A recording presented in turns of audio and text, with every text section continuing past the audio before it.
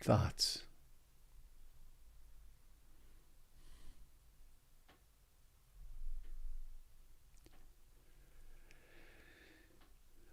Come home when you can to the simplicity and tactile, kinesthetic experience of in-breathing and out-breathing.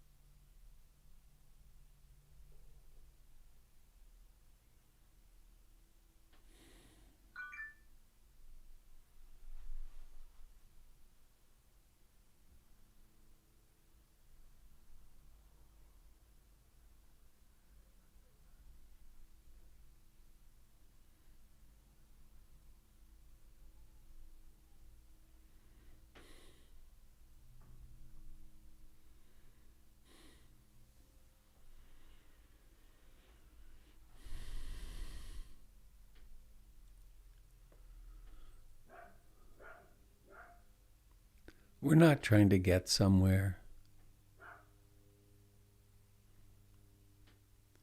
There can be that quiet thought in the background. I'm going to meditate today so I can improve myself. I can overcome my hindrances and less than perfect behavior.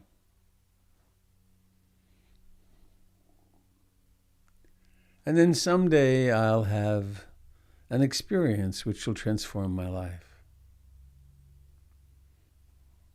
This is the moment right now. And the transformation is being here.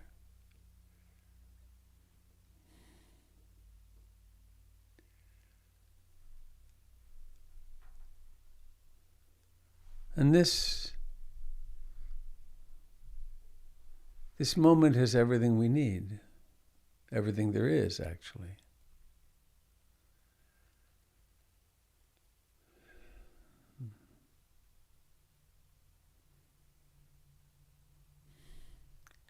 Resting into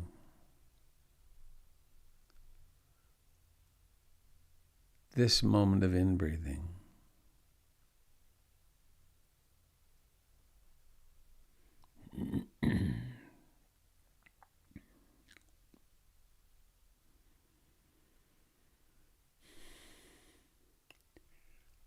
Allowing the breath to be real. It's impermanent, but it is what is. Daring to fully incarnate, to receive this in-breath, this out-breath.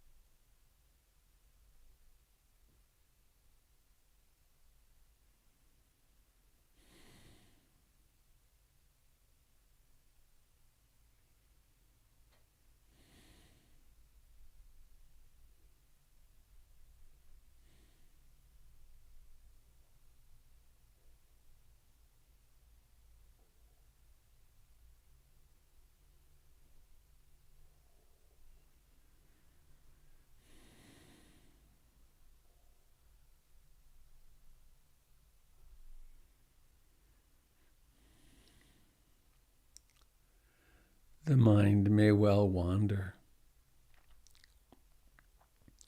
In fact, it may be mostly wandering.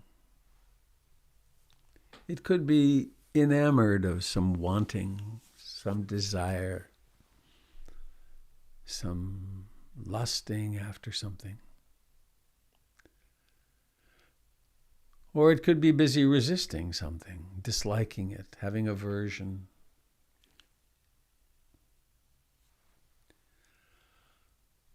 Or it could be hypnotized by restlessness, agitation, worry, remorse, planning,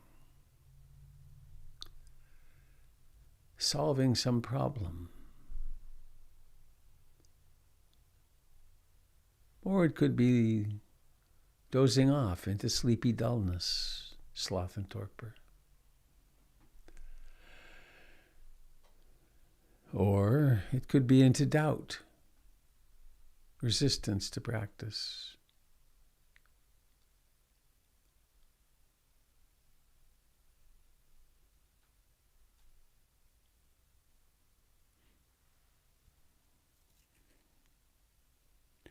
These 5 categories are usually called the 5 hindrances.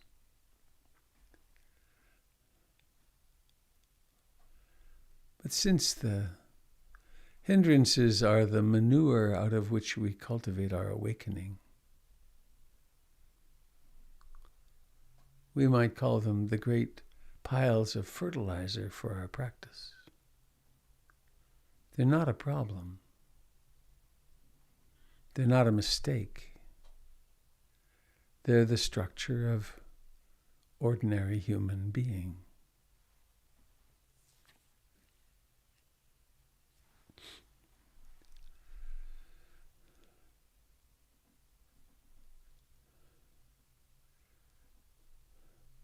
And so we manifest, we realize in this moment mindfulness, curiosity.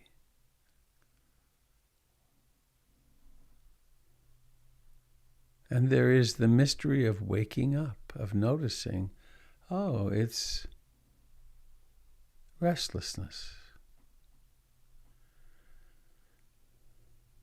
And that which notices the restlessness is not restless. It's that which knows. That's the Buddha.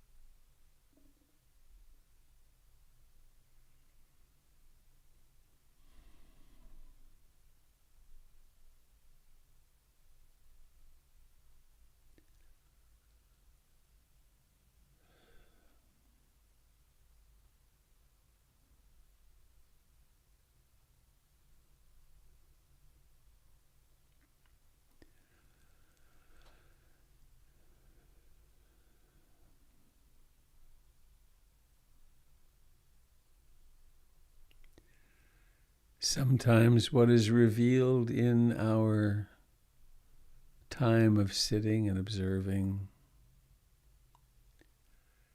is deeply blissful,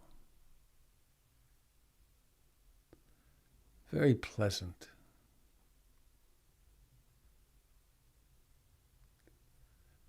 Other times it can be mildly to severely in uproar.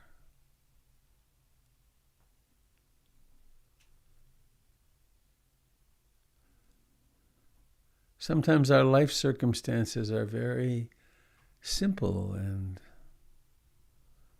there's no crisis afoot. Other times it's as though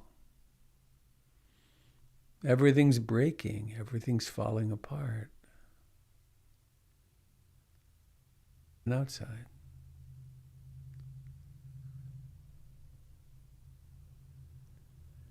The ripening of karmic actions creates the context.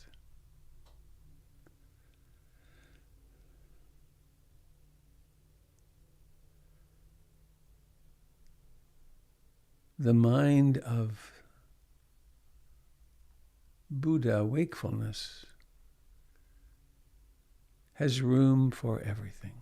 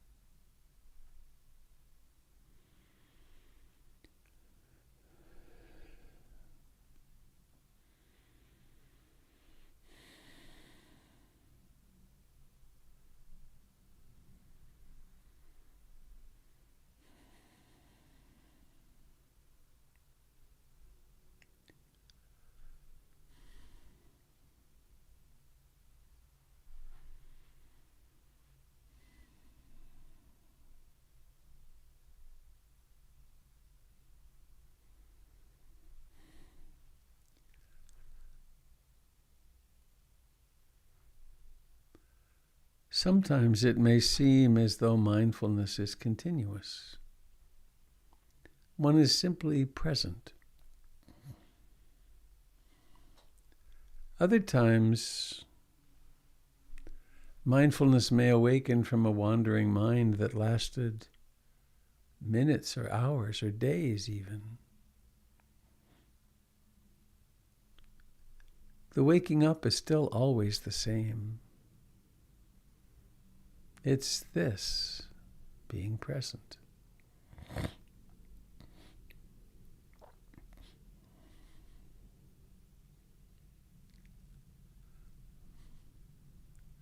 Sometimes there's waking up and then another wandering mind says, darn, I'm not very good at this, or I should be further along, or something like that. It's just more thinking. It's not any help.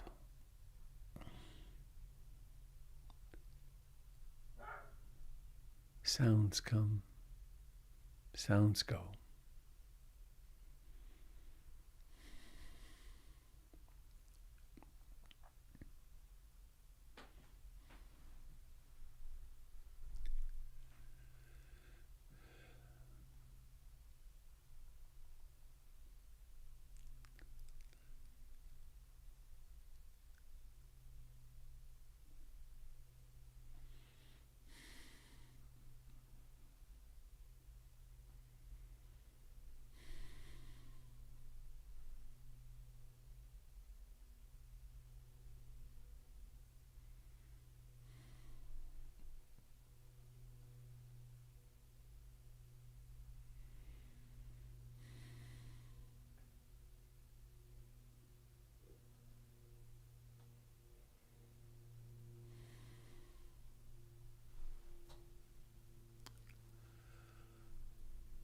One of the strong experiences of the separate self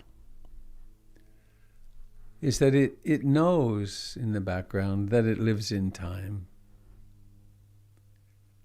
It knows that its days or minutes are numbered.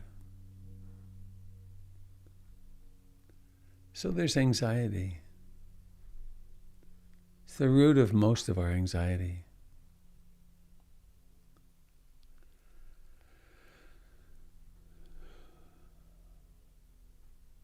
And I'm going to close this morning with the Buddha's daily practice to open ourselves to the reality of impermanence, to set ourselves free. This is in addition, of course, to the mindfulness satipatthana practice, vipassana. It goes like this. It's a contemplation.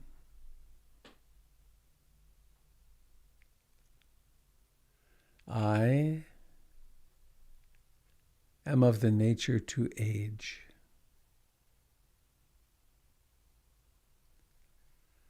I have not gone beyond aging.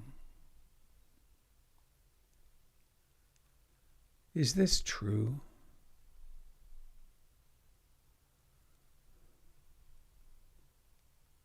Is it really true? I am of the nature to age. I have not gone beyond aging.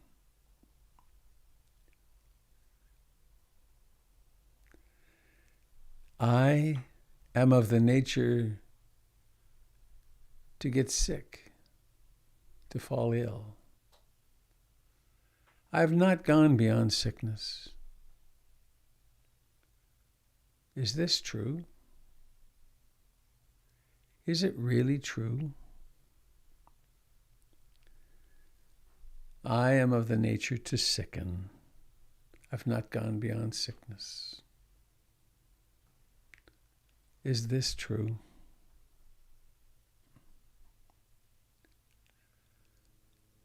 I am of the nature to die.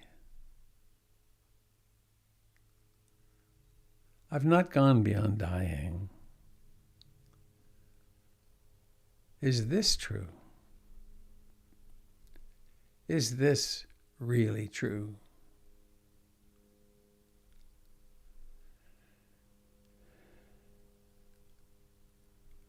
I am of the nature to die.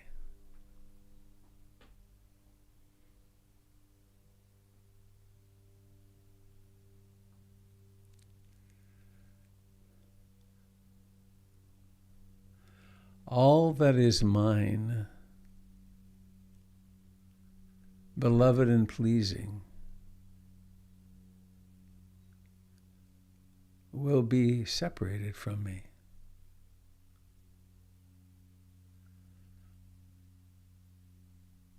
Is this true? Is this really true?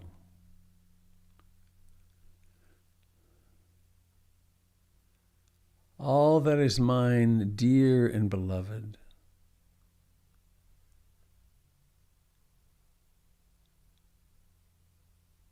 will all go away.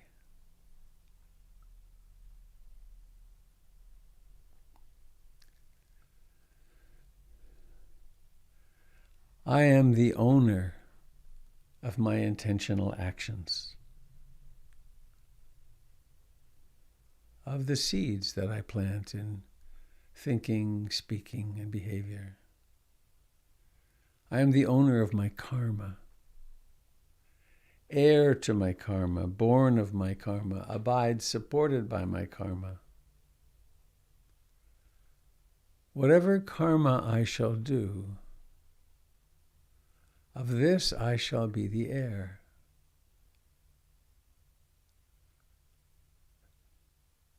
Is this true? Is this really true?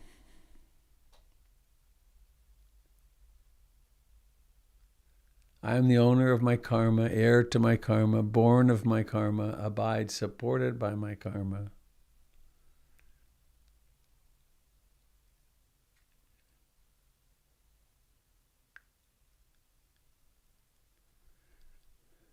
whatever karmic actions I take, I do.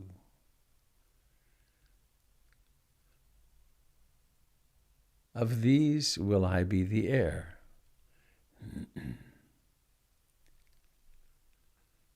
Thus should one frequently recollect, said the Buddha.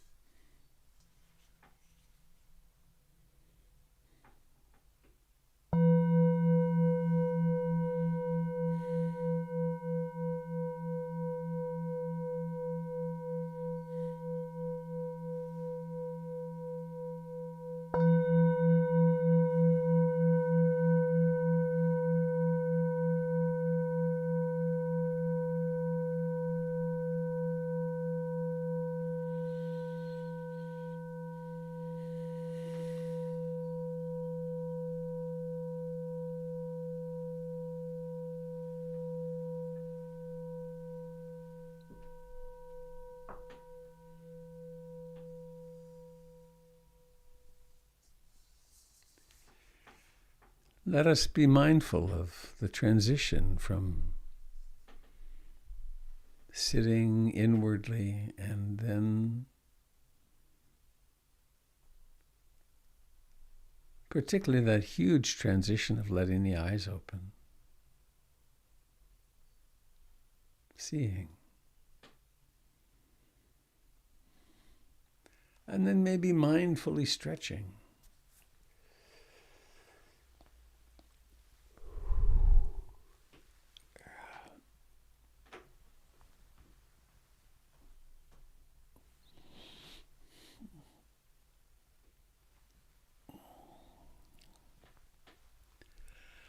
And then why not make the intention, form the intention, inhabit the intention to be mindful all day. When you're speaking, knowing that you're speaking. When you're sitting and listening or hearing,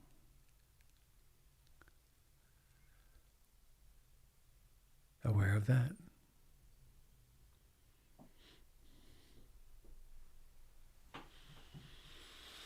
Taking a moment now to experience the state, the consciousness, physiological arousal state now, and then you can have a memory of what it was like coming to your meditation spot. Please raise your hand so we can see if it's different now than when you came. It's huge, huge intervention. And in my experience, it feels a lot better. It feels more open. Why would we miss the opportunity to do this?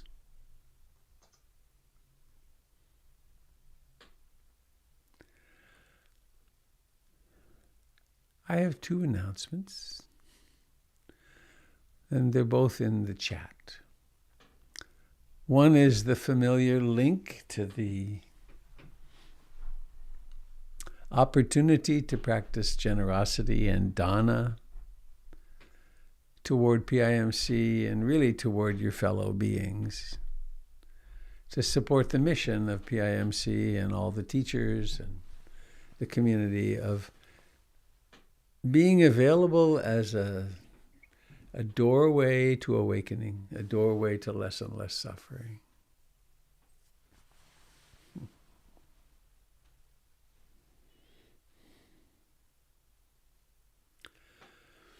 There's so many causes of things. I don't know how to. Certainly can't put a finger on it. But as we continue to work with the city to hopefully get permits to build, I have the opportunity to talk with different people, and since the beginning, I've known of the importance of the mission of PIMC, but it's so clear now. So clear. It's a doorway. we offer a doorway for human beings to suffer less.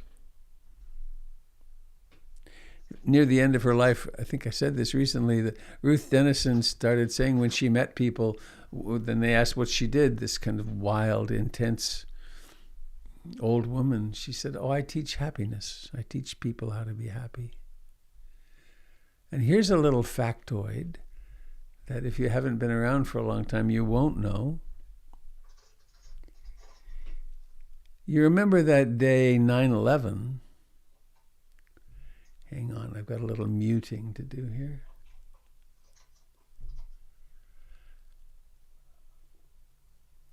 On the evening of 9/10,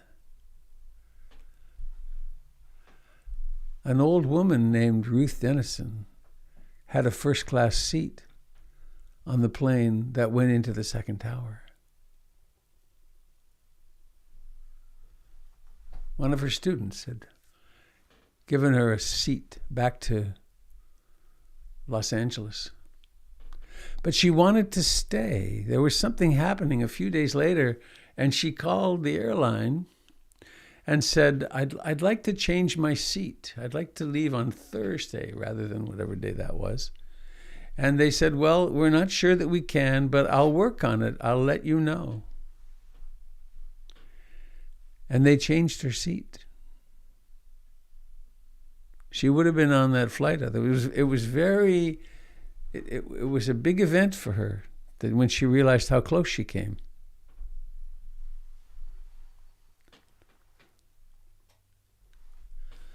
My guess is she probably would have, this is probably, what's the word? I probably will be punished for this, but I don't think she would have survived to be in the plane going into the tower. I think she would have been confronting the people in the plane. You can't do this, darling. This is bad behavior. But that's interesting, isn't it?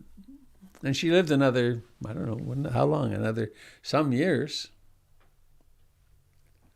So, the other thing that's on the chat is an invitation to, it's not tomorrow, no, it's the next Saturday. Doug Pullen is doing the first Saturday retreat, which we do each month. Jim, am I missing anything important, critical?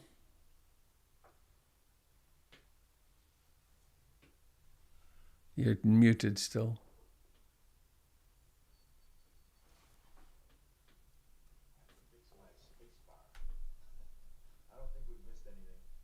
All right, let's go to the story of your lives. What's happening?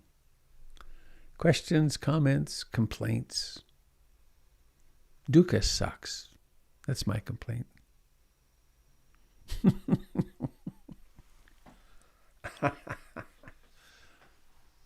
Let's vote Dukkha out of office.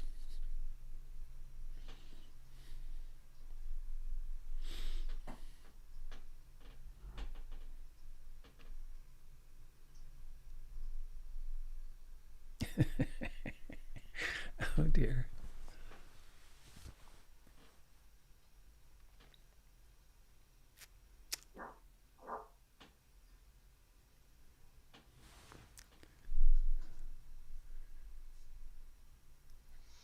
Kathy, did you mean to unmute?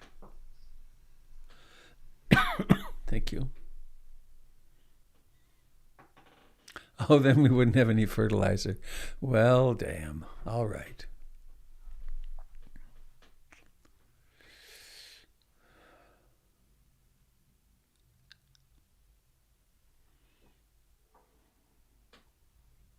Good morning, Robert. Hello, Carol. It's Carol. Hi. Well, I am really grateful for this beautiful sunny day and grateful for these mornings and all of the inspiration and clarity that you share. I found my first yoga teacher when I was 18. I went to a yoga class in the school in Winnipeg, where it was an evening class in Winnipeg, where I lived. And so it's Brr, Winnipeg. Oh. like Montreal. Anyway, I saved up.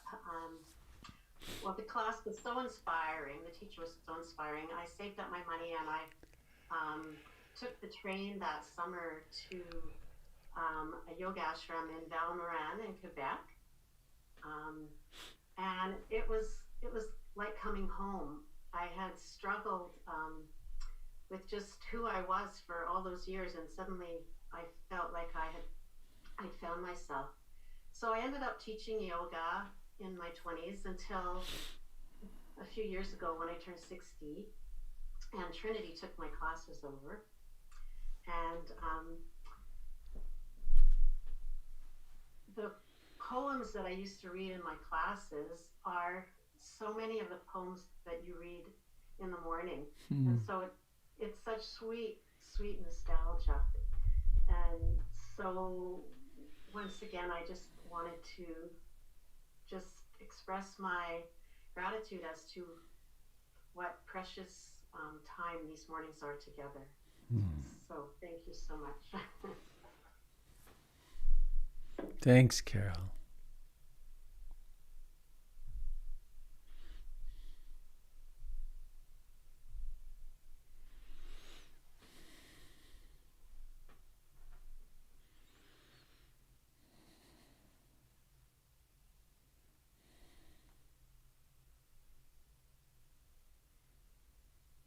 Elizabeth, are you really in the Alvord Desert? Oh, look at that sky. Oh, look at that. Wow. Wow. I'm trying to get plugged in because I'm about to go zoom out and Huh. get battery. It's spectacular here. Huh. I'm thinking of going there in late August. Ooh, it'll be hot. It'd be hot for sure. It's hot today. You know, It's beautiful. I was there a long time ago, and we drove out in our van, and we camped in the middle of the salt flat, way out in the middle, and then around I don't know, around 2 o'clock in the morning, there started to be lightning on the horizon. And then it got closer and closer. And then I suddenly realized we are going to get a lot of rain. And this is not where one wants to be in a lightning storm either, out in those salt flats. And so I woke up my wife and we threw everything. We got packed up really fast. And then we drove off in about an inch of water and got off that salt flat just in time. It was really wild. Yeah, I think it can turn to a mud bath too. And people lose their cars out there. You can't get off. So, enjoy. Yes, thank you. Thanks for tuning in. Thank you for the sunshine poems. Ah, yes. For those of you that don't know, that's Elizabeth is down in southeastern Oregon, in the region of the Steens Mountains. East of the Steens Mountains, there's the Alvord Desert. Have you been to the hot springs out there? Yeah, I'm staying at the hot springs. Oh, you are. Probably go soak in a moment after this. Would you? I'm about to go to the desert today. I haven't been out to the flats. Uh-huh. Would you send me an email about how to find the hot springs? I've completely forgotten. Robert at robertbeatty.com. I know someone gave us a map way back when on how to find them. Yeah. Well, it's really a long drive, but it was worth it once I arrived. Yeah. Thanks. Well, I have a little thing at home that says, awake before the action. Uh-huh. But I arrived. Great.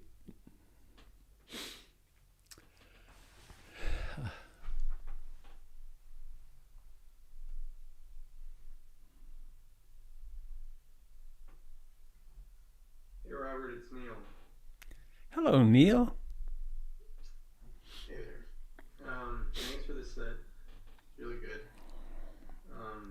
I had a question about time. Yesterday, I had a business problem, and I had all this adrenaline come up, and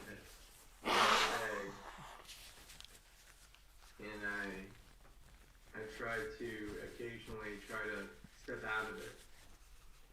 And this morning, I was exhausted this morning. I hadn't been feeling well this week, so this adrenaline kind of took over.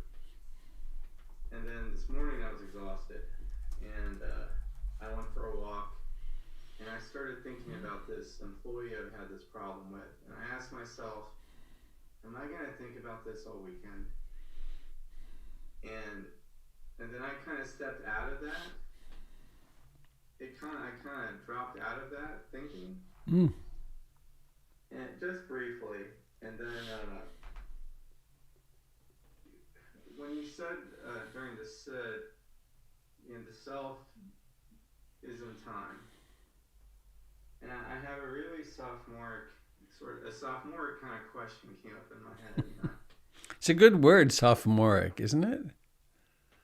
I like it's almost shaming. Well, I think it does have some shaming in it. Yeah, it probably does.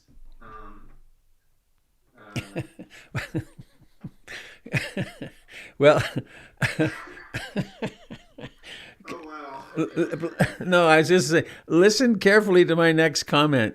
I'm sure you deserve it. I'm out of here. Right. Oh, dear. I was joking. Me too. The question is, the question without any more adjectives there before the question here. Why doesn't the self give in to the fact that it would be better off not living in time?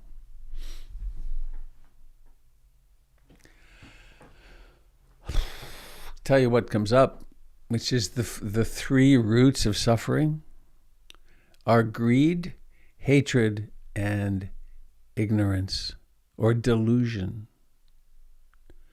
And the delusion is profound. And so in delusion, the self believes it's real. And it believes that it has to that it has to fight against or get lost in greed and hatred, and that the whole dance goes on. And I'd like to bring you back to that. The moment when the anxiety about the employee stopped, what happened in that moment was that the anxiety about the employee stopped. And then you created a self about, well, now my anxiety's gone and so on. But in that moment of stopping, there was freedom. And so the what to do is perhaps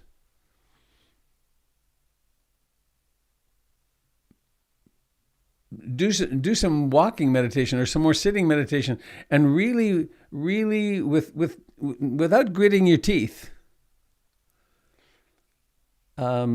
become somewhat diligent about coming home to the primary object. Like if you're walking, really notice your feet stepping, touch, touch, touch. Or if you're sitting, really come home to your breath. I remembered yesterday also something that I haven't mentioned here for a long time, if I have. Concentration is really important. Developing some concentration is really important. If you have a mala or some beads, and if you don't, get some, because then on the in-breath, you might notice breathing, rising, falling, and you might start using your beads and do rising, falling, bead, rising, falling, bead. Or you might add a mantra, may I be happy, may all beings be happy. Or my dog's name is Budo. And in Thailand, there's a very common mantra that they give people, which is Budo. So it's on the in-breath Buddho, on the out-breath Buddho, on the in-breath Buddho, and it means awake, or use the word awake, awake, awake, awake, and use your bead. And so you're emphasizing concentration, and that will really help kind of pull yourself, which is not a very good metaphor to use, but it'll help create a stable spot, which will make the worrying mind more apparent as it's a trance. It's a bad habit that's very deeply ingrained in us. But every time that moment when the worry about whatever that is, we want to call that, the agitation and worry about that employee, when that vanished, it was gone. It's not like it went and got stored on a shelf somewhere. It stopped. Speaking of time, it was gone. And then somehow or another, the somebody suit came and pulled it back on. Wait a minute, I'm supposed to be worried about this, and now I'll worry about this, and now I'll worry about whether I'm going to stay worried about this, and we go on and on and on. And so developing a concentration object can really help get you free of that. And then in time, it'll become more and more obvious that, oh, these are thoughts. Thank you, thoughts. And there's no need to resist them. They just come and they go. But they're very sticky at first. That making sense? It makes sense.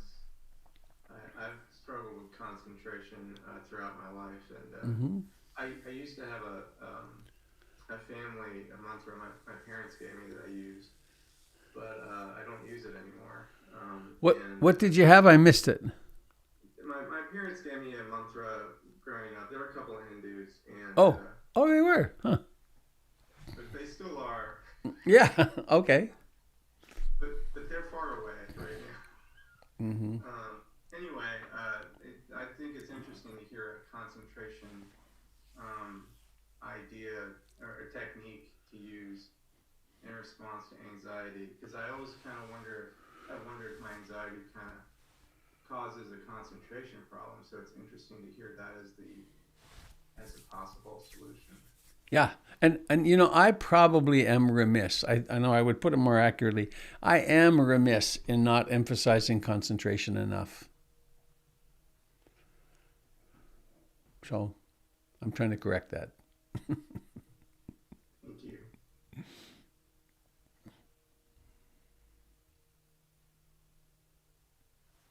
Hi, Robert and Sangha. This is Steffi.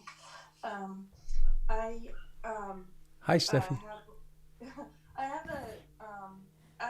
have a similar thing that I've been struggling with to the last person who spoke, and I'm sorry I didn't get his name, but basically at work, there's just small injustices here and there. That is part of life, whatever, and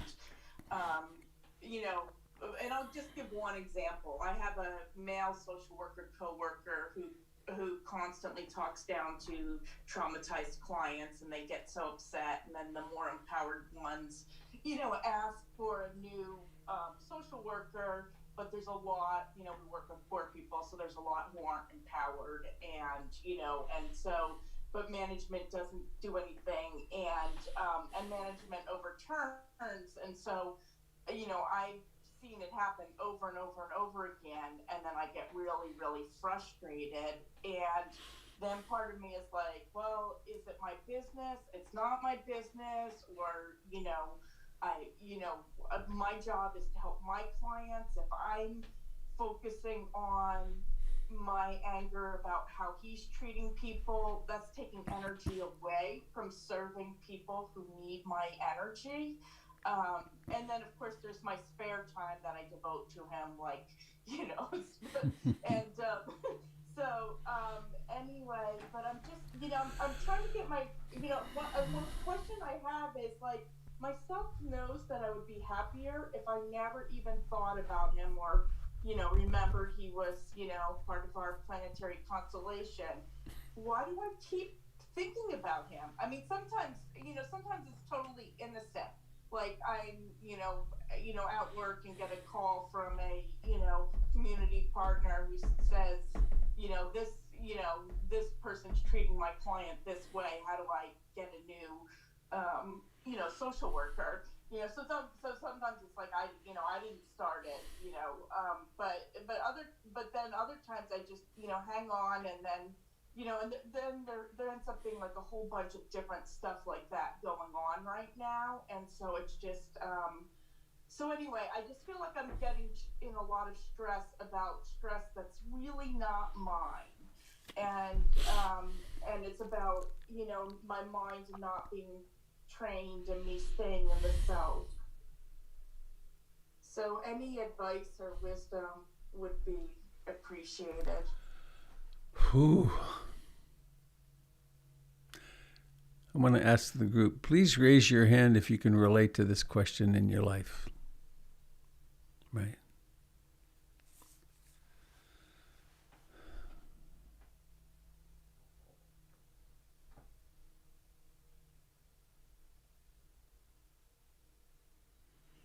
Do you remember the serenity prayer, Steffi? Yes, I do. It's God or a most mysterious one or whatever. God grant me the serenity to accept the things I cannot change, the courage to change the things I can, and the wisdom to know the difference. So you're in a professional role, and you have a colleague who's doing harm. So you may have some professional reporting requirements that you may need to let management know.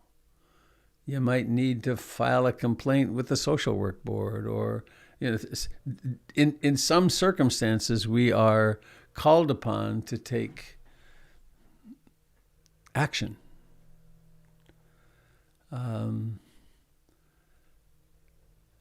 And then there are other circumstances when we've taken whatever action we can, and we've really done due diligence to our responsibilities as human beings.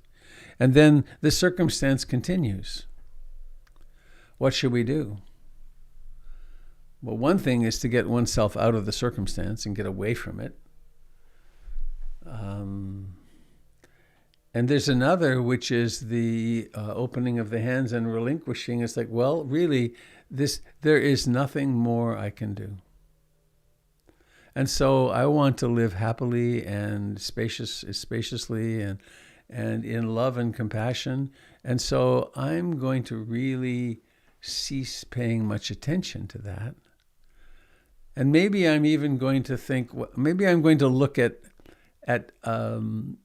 compassionately at the person who's the, quote, perpetrator in the circumstances, and see if there's some way to find compassion for this person who's acting as they are, clearly out of ignorance and their own pain and unconsciousness and so on. And then to go about one's life with greater and greater ease, realizing, and this is it's a sticky, it's a dangerous territory for me to talk about, actually. But sometimes when one has done everything one can, it's incredibly liberating to realize this is the way of the world. There are tremendous injustices. It's tremendous. There are monumental injustices. There's the horror of injustice. And we can commit ourselves to do everything we can. And then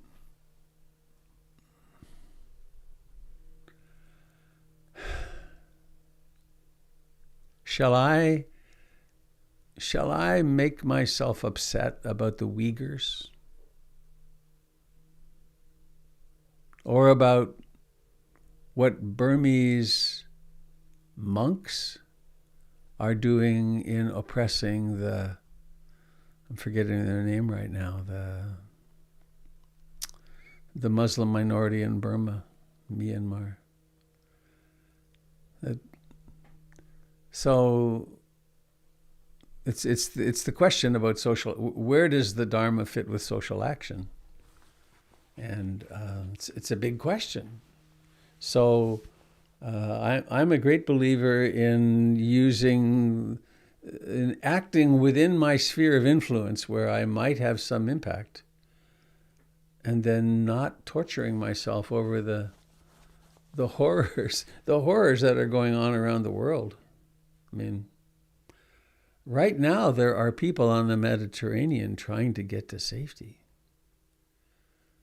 Right now there are people trekking toward the border of the United States from Central America because their country is falling apart. I mean, it's monumental, and if I pull all that in, I can make myself. I did actually. In 1972, I came back to North America. I went to Canada, to Montreal, to Toronto to do a master's in environmental studies. This is 1972. This is before the environment was even an issue. But I'd traveled for 5 years, and I saw that the planet was, and is even more now, in grave destructive danger. I mean, this climate change thing is way bigger than I can even let into my consciousness. And so for 3 years, I was in this program, and we talked about it, and I got so depressed because I kept opening the book and looking, oh, good God, and so that wasn't helping anybody. So I'm really a great believer in, there's the story of Indra's web. I think it's a Hindu model, that we're part of this vast web, which is the universe. And I can reach a certain node. I can reach a few threads here and there. Oh, that's kind of cute when I reach in. Whoa, look at that. Yeah. And so I'm responsible for a few threads within my reach. And so I will do that as best I can. And I will also try to maintain some equanimity and be able to love and be present for the people around me rather than be overwhelmed. So that was a long answer. I hope it pertains somewhat to what you were asking, Steffi. Yes, it does. And I know that this is something that'll, you know what I mean? I think that this kind of struggle I have is it's gonna ebb and flow. It will, rise high, come back, and I just need to kind of just keep, and I appreciated too what you said about looking at my sphere of influence to see or what I'm able to do as far as I have shared it with supervisors and managers, but there's been, in the 7 years we've been co-workers, there's been turnover of supervisors, managers, right, so many times that it's like I have this huge body of knowledge, and then I'm just like, I'm just, anyway, so, and then the other thing is that the clients we work with are very disempowered, and they're already, when they speak up, people say, people are very quickly to talk about what's wrong with them, their mental health, their this, their that, their blah, blah, blah. And because of that, because they're in a vulnerable position, and people, and, they're in they're dealing with malign situations already, people don't speak up as much as they should or could, because often when they do, there's not an empowered outcome. But anyway, I'm not going to monopolize this today. But anyway, you gave me some helpful suggestions, and I thank you for helping me. Part of the complexity of it is that as we awaken, we see more. About 20 years ago, I I got so sick of doing counseling and teaching meditation. It's like, ugh, I can't do this anymore. I was very codependent, even more than now,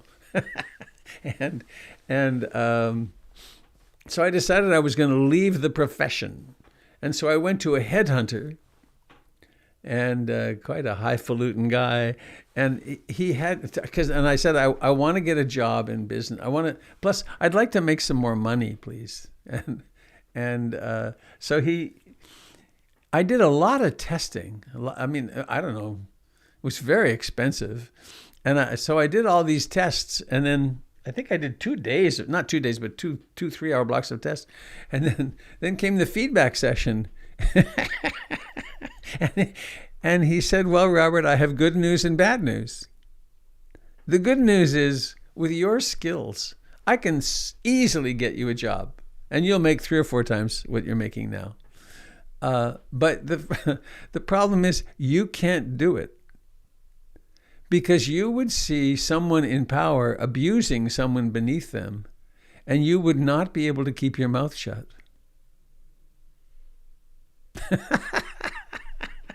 And it was true. He said, in particular, you'd see some male executive treating some female person really badly, and you'd have to tell him to back off, and you'd be fired. So you could go back to graduate school and get a training in organizational development, and then they could bring you in with that mantle, and then you could do that work, but you can't do it with your present skill set. And he was right.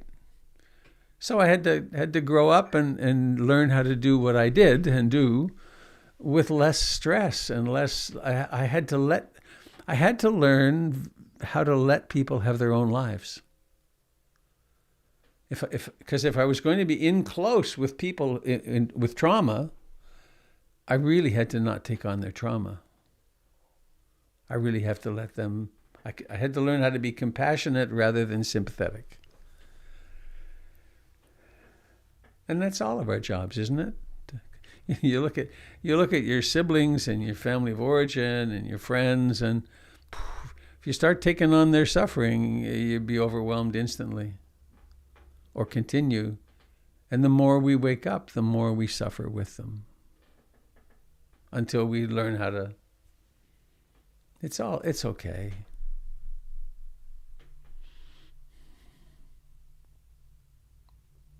Robert? I hear Tim. This makes me think of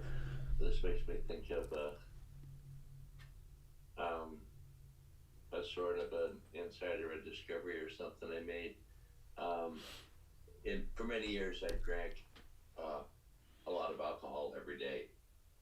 24/7, 365 every day, and so every day I woke up with a hangover, and it would be sort of the same thing. I would wake up, and the very first thing that happened was that I just felt like shit. The first emotional thing that happened was that I felt guilty. And then I would think of something to feel guilty about. And there were often times when I had something very viable to feel guilty about. There was no shortage there, really, but I remember a particular morning when I woke up with this, like I did every damn morning, with this overwhelming feeling of guilt.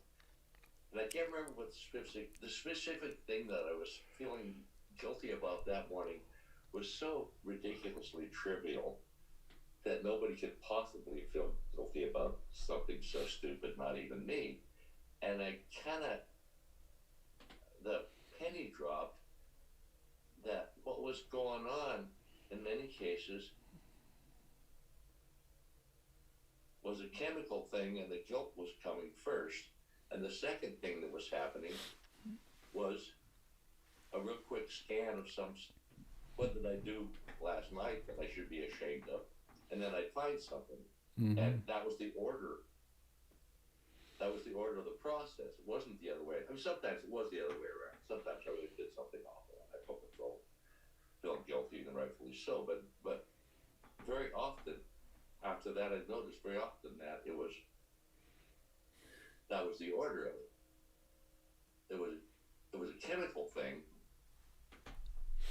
then the guilt, and then the event. Yeah. Remembered. That was really an interesting little thing that I think applies to anxiety. I know in my mind.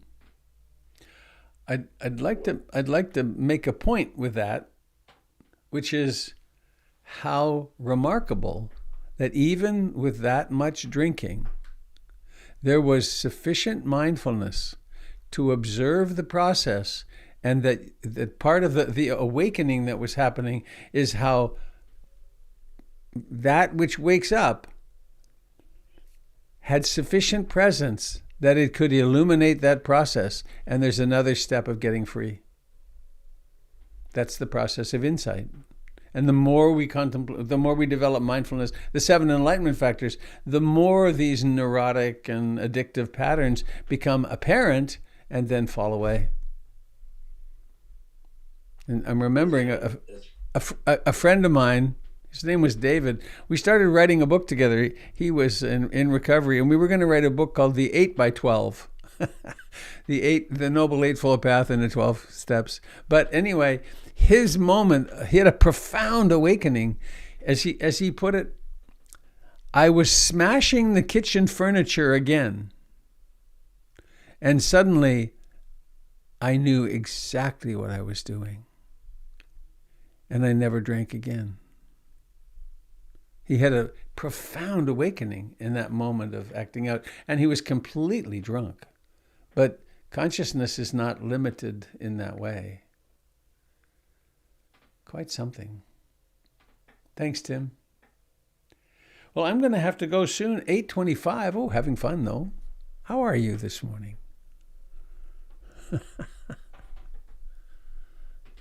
I'm a little jealous of you, Elizabeth, being out there in the Alvord. That just looks like a great thing. You should be. I was really grateful that I actually get reception and can tune in here. Yeah, imagine having contact with the other world, with this world from the Alvord Desert. Yeah, the whole goal to be nowhere and yet be somewhere. Just don't check the stupid news. No. Oh. I'd be so tempted. It's bad. But I'm taking pictures. Great. Well, anybody sitting with something important to touch before we go? Ida Link. Hello. It's Cody. Hi, Cody. My question on the subject is, how do we separate observing from essentially gossip? Can you say more? Well, I don't want to gossip, but I can't stop observing.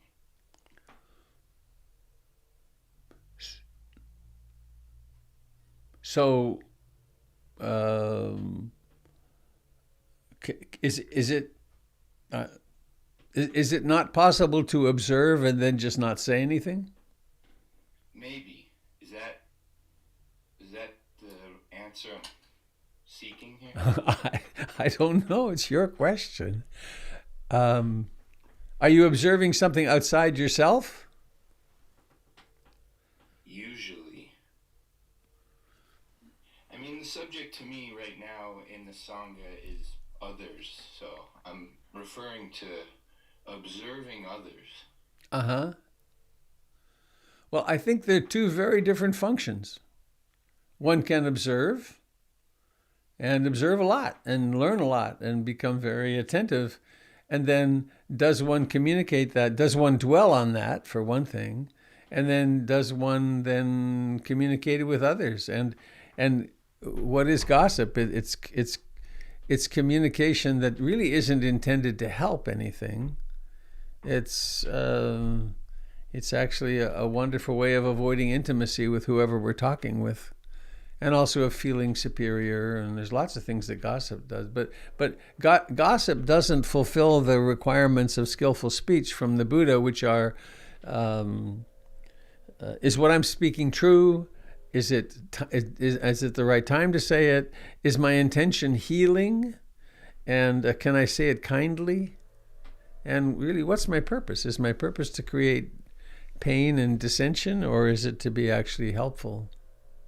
Does that make any sense? Yes.